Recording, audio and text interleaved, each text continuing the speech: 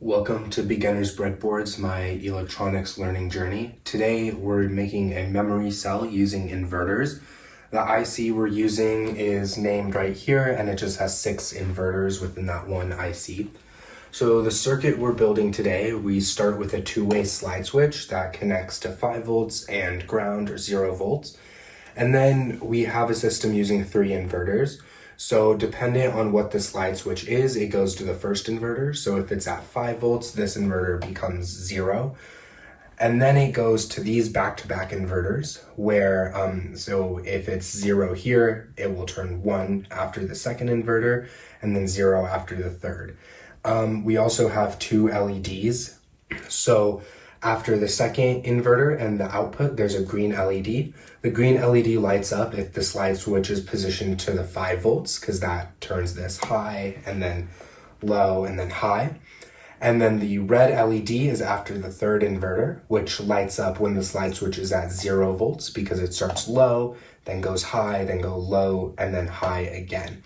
At the end of the circuit, we're using a 100 ohms resistor just to weaken the signal a little to make sure that the first inverter can beat out the third one, and that allows the circuit to work properly.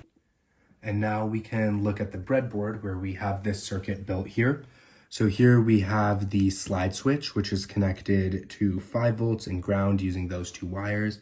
This is the wire that takes the input of the slide switch over to the inverter IC. We have all 3 inverters hooked up, their inputs and outputs, this 100 ohms resistor at the last inverter. And then we have 2 wires that brings the output of inverter 2 and 3 over to these LEDs, the red one and the green one.